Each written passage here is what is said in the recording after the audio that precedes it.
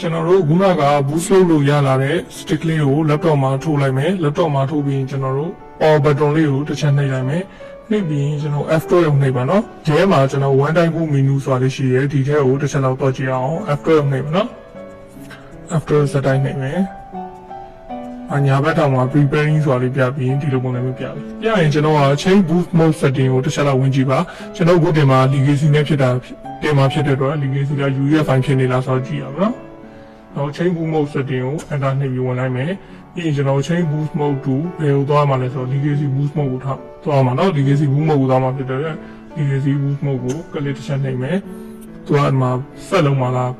proceed ဆိုတာဆက်လုံးမှာလားလို့မေးတယ်နော် you wish to proceed ဆိုပြီးတော့မေးတယ် yes ကိုနှိပ်လိုက်ပြီးရင် final confirmation ဆိုပြီးထပ်မေးတယ်နော်အဲကြရင် apply the change ကိုနှိပ်ပြီးတော့ reboot ကြာသွားလိမ့်မယ်ကြာသွားပြီဆိုလို့ရှိရင်ကျွန်တော်တို့က F2 ကိုပြောင်းနှိပ်ပါ BIOS setting ကိုသွားပါမယ်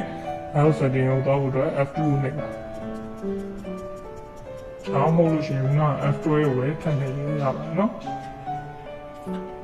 F2 ကိုနေပြီးတော့ကျွန်တော်တတိယမြောက် boost sequence မှာသွားထားလိုက်မယ် boost sequence မှာကျွန်တော်အစဉ်လိုက်ကိုအပေါ်ဆုံးမှာကြည့်အောင်အပေါ်ဆုံးမှာဆိုရင် kickstart drive ဆိုတာရှိတယ်ဒီကောင်ကကျွန်တော် floppy device ကိုပြောတာပါအရင်တော့ဒီကောင်လေးကိုကျွန်တော်ခုနောက်ပိုင်းမှာမသုံးတော့ဘူးက USB နဲ့တင်မှာဖြစ်တဲ့အတွက် USB storage device ကို click တစ်ချက်နှိပ်ပြီးတော့ကျွန်တော်အပေါ်မြားလေးကိုနှိပ်ပါမယ်နော်နှစ်ခါနှိပ်လိုက်အပေါ်ဆုံးရောက်သွားပြီဆိုလို့ရှိရင်ဒီ stick ကိုအရင်ဖတ်မယ်ပြီးလို့ရှိရင်ဒီကောင်ဖတ်မယ်ပြီးမှ hard disk ကိုဖတ်မယ်ဒီလို order ကိုချိန်တာပါဒီကောင် USB stick ပြီးရင်ကျွန်တော်က hard disk ကိုဖတ်စေချင်တယ်ဆိုတော့ hard disk ကို select တစ်ချက်ပြီးတော့အပေါ်ကိုတင်လိုက်ပါဒါဆို1နှစ်ဖြစ်သွားပြီ USB stick ကိုအရင်ဖတ်မယ် USB stick မှာဝင်လို့မရှိဘူးဆိုလို့ရှိရင် internet drive ကိုဖတ်မယ်ပေါ့နော်ဒါဆိုရင်ကျွန်တော်ကနှစ်ခုသုံးပြီးသွားပြီရောက်ပြီးသွားပြီ apply နှိပ်မယ်ပြီးရင် okay နှိပ်မယ်ပြီးရင်ကျွန်တော် exit နှိပ်လိုက်မယ်နော် exit လေးကို click တစ်ချက်နှိပ်လိုက်မယ်ဒါဆိုရင်သူက reboot ကြပြီးတော့ memory stick ထဲက window file ကိုသွားဖတ်နေပြီဖြစ်ပါတယ်နော်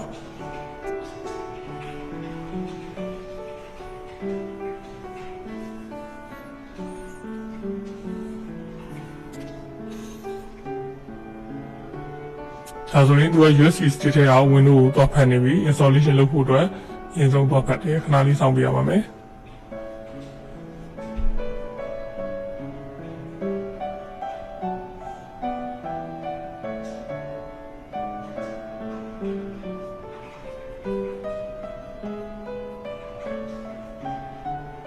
ဒါဆိုရင်ကျွန်တော် window တင်ဖို့အတွက် setup file လေးကြာလာပြီပေါ့နော်စပြီး installation လုပ်ရမယ့်နေရာရောက်လာပြီ language အရင်ရွေးပြရမယ် language ကတော့ English က default သုံးတာဖြစ်တဲ့အတွက်ဒီတိုင်းပဲထားမယ်ထားပြီးတော့ next နှိပ်ပြီးရင်ကျွန်တော် installation now ကိုနှိပ်ပါမယ်နော်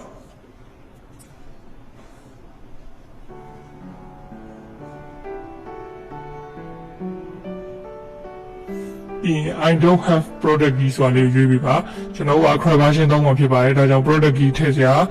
key မရှိဘူးပေါ့နော် key မရှိတဲ့ I don't have product key လို့နှိပ်လိုက်ပါ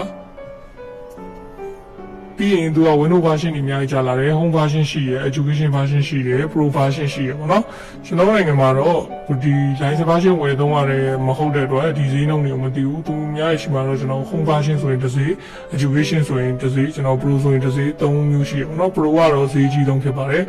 ဒီမှာတော့ကျွန်တော် Acrobat version သုံးမှာဖြစ်တဲ့အတွက်အကောင်းဆုံးဖြစ်တဲ့ Pro ဝယ်ရွေးပြီးတော့တင်ပါမယ်နော် Pro M မတင်ပါဘူး Pro ဝယ်ရွေးပြီးတင်မယ် next နှိပ်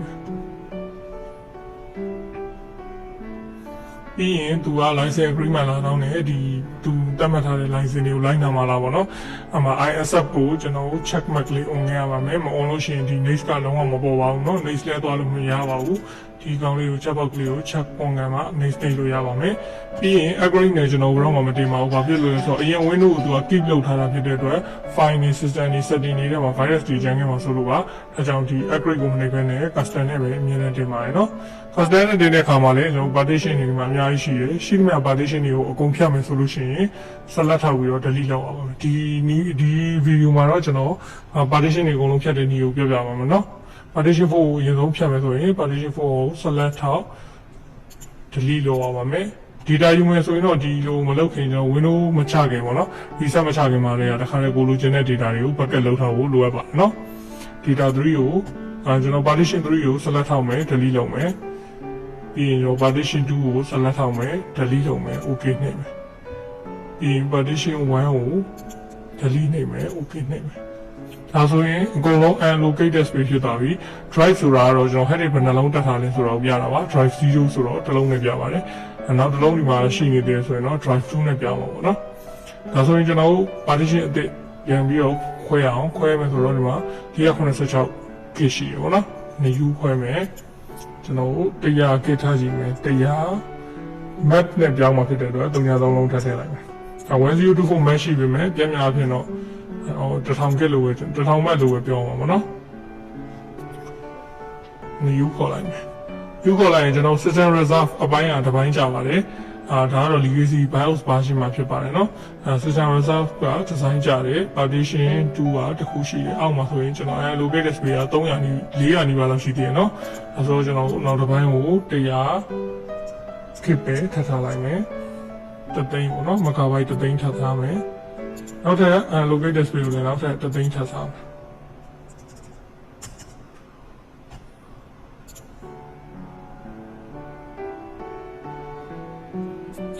ပြီးရင်ကျွန်တော်နောက်ဆုံးတစ်ပိုင်းဖြစ်တဲ့ partition 0 allocated space ကိုကျွန်တော်ဆက်လက်ထောက်ကြည့်လိုက်တဲ့အခါမှာနေယူခေါ်လို့မရတော့ပါဘူး။ဘာဖြစ်လို့မရတာလဲဆိုတော့ကျွန်တော် legacy version မှာ partition ကို၄ပိုင်းထိပဲကန့်သတ်ထားတာဖြစ်ပါတယ်။အဲကြောင့်နောက်ပိုင်းမှာဒီ partition နေတဲ့ပြဿနာကိုဖြေရှင်းဖို့အတွက်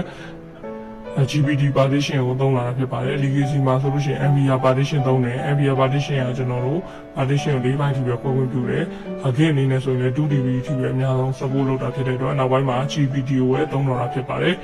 ဒီမှာဆိုလို့ရှိရင်သူကနောက်ဆုံးအပိုင်းကိုဒီမှာ select ထောက်ပြီးကြည့်လိုက်ရင်Windows cannot be installed to the hard drive ဒီ drive ထဲမှာတင်လို့မရဘူးလို့ပြောတယ် select that it has the maximum number of partition of this type ဒီကျွန်တော်တို့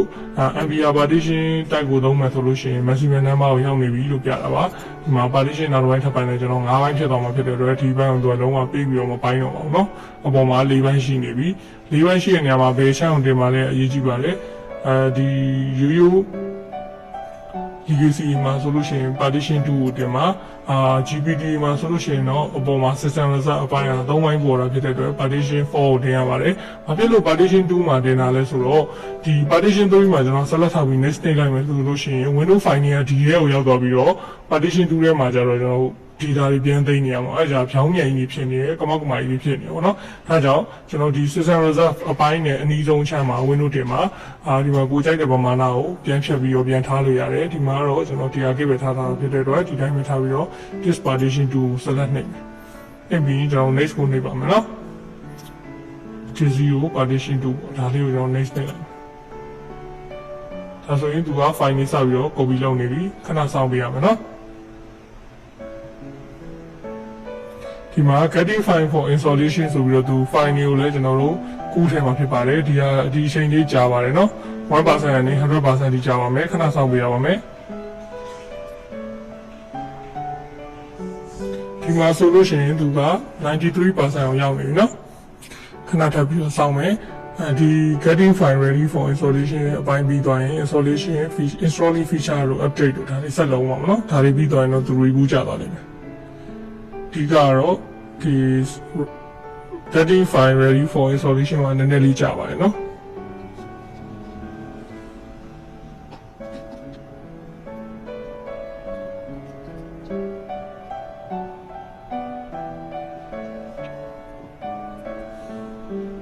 ဒီမှာကျွန်တော်က restart now နှိပ်ပေးလေရပါတယ်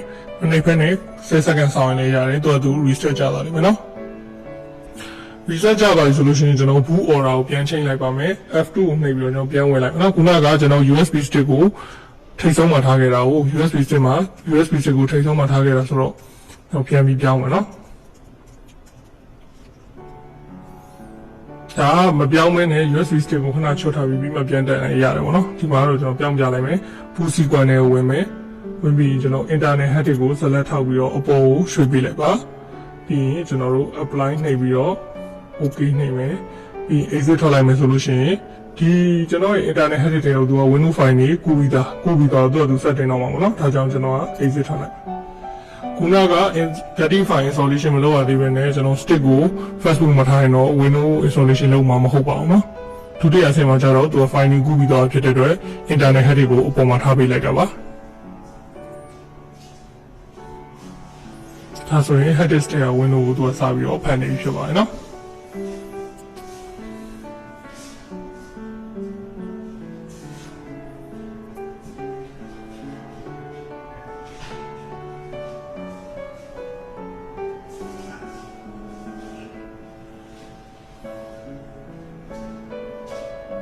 ကိုယ့်ရဲ့အသုံးပြုတဲ့ headers ပေါ်မူတည်ပြီးတော့အချိန်အနည်းအမြန်ကွာနိုင်ပါတယ်เนาะဒီမှာတော့ကျွန်တော်က SSD header ကိုသုံးထားတာဖြစ်တဲ့အတွက်ပို့ပြီးတော့မြန်နေမှာပါတော်တော်များများက UU headers တွေပဲသုံးနေကြသေးတာဖြစ်ဆိုတော့နည်းနည်းလေးတော့ကြာနိုင်ပါတယ်เนาะ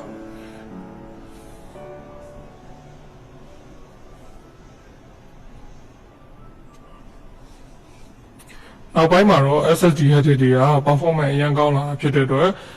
ကိုယ့်ရဲ့ laptop ထားမလို့ရှိရင် desktop ရေးသုံးတဲ့အခါမှာ Windows ချမ်းကို SSD ကိုထားပြီးတော့သုံးတင်ပါတယ်ဒါမှကိုက browser လုပ်တဲ့အခါမှာအရင်မြန်ပါတယ်เนาะ video edit ပဲလုပ်လို့ Photoshop ပဲလုပ်လို့ data ပဲကူဘယ် browser မဆိုကျွန်တော် file ကြီးဖွင့်လာဖြစ်ဖြစ် Windows အတက်ဆင်းရစ SSD နဲ့ဆိုလို့ရှိရင်ပို့ပြီးတော့မြန်ပါတယ်เนาะဒါကြောင့်နောက်ပိုင်းမှာ Windows ချမ်းကို SSD သုံးမှာ data သိမ်းမှုကိုတော့ UU hard disk နဲ့သိမ်းလို့ရပါတယ်เนาะ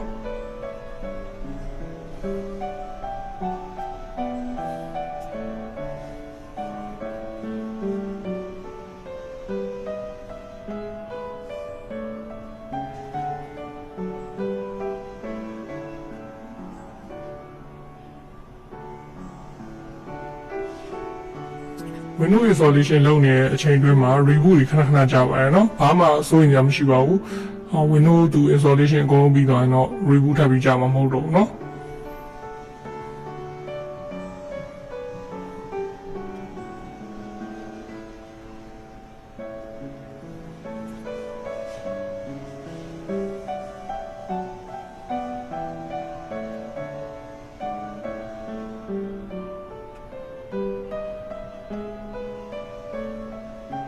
ဒါဆိုရင်သူကစာပြီး let's get your with your region United States is right ဒါကတော့ရပါတယ်မြန်မာရွေးချင်လည်းရွေးပေါ့နော်မရွေးချင်လည်း default United States နဲ့ပဲသွားလိုက်ရတယ်နော်မြန်မာရွေးမယ်ဆိုရင်M1 ရဲ့ M မြန်မာရွေးပြီးတော့ next နဲ့လိုက်မယ်ဒါ region ကိုရွေးခိုင်းတာဖြစ်ပါတယ်နော် keyboard လေးအောင်မှာတော့ကျွန်တော် United States keyboard ကို US keyboard အင်္ဂလိပ်လက်ကွက်နဲ့ပဲသုံးမှာဖြစ်တဲ့အတွက် default ဝယ်ထားပြီးတော့ yes နဲ့လိုက်ပါဒီ secondary layout ဆိုတာကျွန်တော် keyboard ချိန်မထားလို့ရှိရင် virtual keyboard လေးတက်လာတော့ desktop မှာ mouse နဲ့နှိပ်လို့ရတဲ့ keyboard လေးတက်လာတာဒါကိုလည်းကျွန်တော်မထည့်တာဖြစ်တဲ့အတွက် default မှာ skip ကို select ပေးထားဖြစ်တဲ့အတွက် skip နဲ့ပဲသွားလိုက်မယ်ဒါဆိုရင်သူက Wi-Fi လာပြီးချိန်ခိုင်းနေပေါ့ကို့မှာ Wi-Fi မရှိဘူးဆိုလို့ရှိရင် I don't have internet ကိုယူပြီးတော့ပဲချိန်လိုက်ပါနောက်ပိုင်းကျမှ Wi-Fi ချိန်ပြီးတော့လိုအပ်တဲ့ driver တွေ download လုပ်ဖို့เนาะဒီမှာဆိုရင်တစ်ခါလေးသူက Wi-Fi ချိန်ပြီးကြာနေမှာဆိုလို့ကျွန်တော် Wi-Fi မချိန်တော့ဘူး I don't have internet ကိုယူလိုက်မယ်ရွေးပြီးရင်သူကဒီမှာ internet ကို connect လုပ်မှာပေါ့နော် Microsoft account နဲ့ချိန်ပြီးတော့အလုပ်လုပ်မယ် license version ဆိုရင်တော့ဒီလို connect လုပ်လိုက်တာကောင်းပါလေlicense version မဟုတ်တဲ့အတွက်ကျွန်တော်က connect မလုပ်ပါဘူး continue with limited setup နဲ့ပဲတောက်လိုက်မယ်နော်ပြီးရင်သူက name လာပြီးတော့မေးပါတယ်ကိုကြိုက်တဲ့နာမည်ထည့်လို့ရပါတယ် user account ရဲ့ name ဖြစ်ပါတယ်ဒါတော့ကျွန်တော်မြန်မာပြည်လို့ထည့်လိုက်နော်မြန်မာပြည်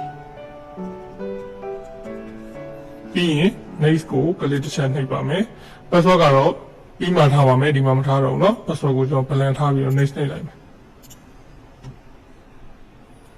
ဒါကတော့ activity history ကျွန်တော်သုံးတဲ့ activity history ကိုမှတ်မှာလားမမှတ်ဘူးလားမေးတာပါဒါ yes နှိပ်လိုက်ရတယ် no နှိပ်လိုက်ရတယ်เนาะမမှတ်ချင် no ပေါ့မှတ်ချင်တယ်ဆို yes ပေါ့ဒါတွေကိုလည်းဘာမှမနှိပ်ဘဲနဲ့ accept နဲ့ပဲသွားလိုက်ပါမယ်เนาะ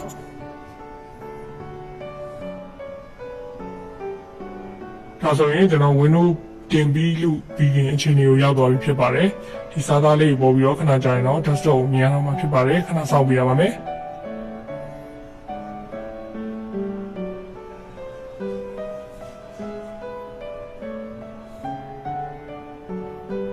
Windows တင်တဲ့အခါမှာကျွန်တော် legacy files ကိုသုံးပါလား UEFI files ကိုသုံးပါလားဆိုတာကိုအနေနဲ့သိထားပါမယ် partition ကိုသုံးတဲ့အခါမှာလည်း legacy နဲ့သုံးပါလား GPT နဲ့သုံးပါလားဆိုတော့သိတယ်ပါတယ်နောက်ပိုင်းမှာတော့ GPT partition ကိုသုံးတော့မှာဖြစ်တဲ့အတွက် GPT ကတော့နောက်ပိုင်း recommend ပေးပါတယ်တော်တော်များများ GPT နဲ့ပဲသုံးကြပါတယ် partition နဲ့အများကြီးပိုင်းလို့ရတာဖြစ်တဲ့အတွက် GPT partition နဲ့ပဲသုံးတော့တယ်legacy ကိုတော့ MBR partition ကိုတော့သိပြီးတော့မသုံးတော့ဘူး legacy file ကိုသိမသုံးတော့ဘူးเนาะ UEFI files ကိုလည်းနောက်ပိုင်းမှာသုံးကြလာကြပါတယ်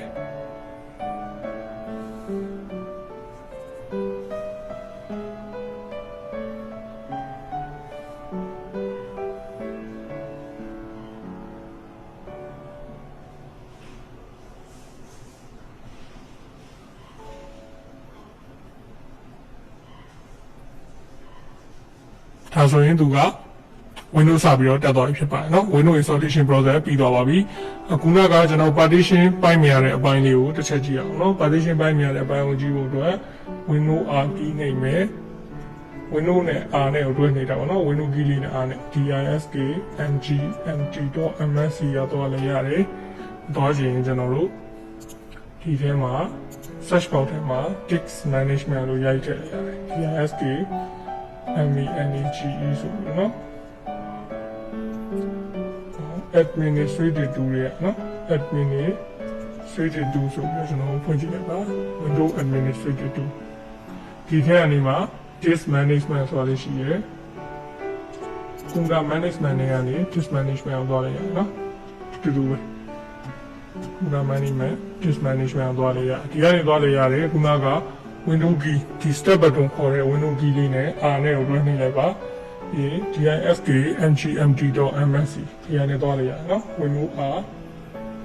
စလုံးမြင်အောင်လို့ပြန်ပြပါမယ် notepad နဲ့ပြမယ် disk mgmt.msc နော်ဒီ keyword လေးနဲ့ run ပေါက်မှာရိုက်ပြီးတော့လည်းသွားလို့ရတယ်နော်ကြည့်မြင်အောင်ပြ disk mgmt.msc ဒီ keyword လေးကို copy ကူးပြီးတော့ Windows R ဒီ enter နော်ဒါဆိုရင်ဒီနေ့အောင်ရောက်တော့ရင်ခုနကကျွန်တော် partition ၄ပိုင်းခဲ့တယ်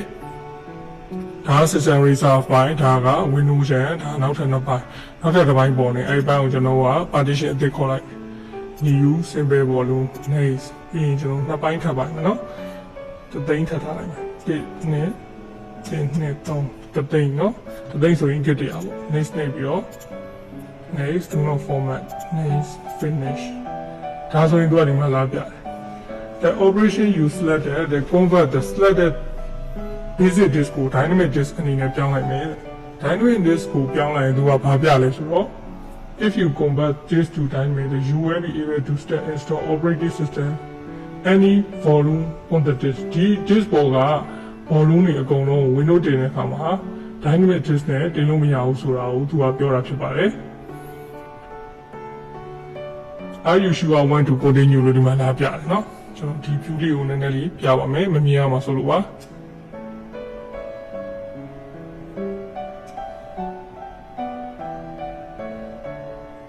ဒီ error ကကျွန်တော်တော်တော်ဆိုးပါတယ်ဒီ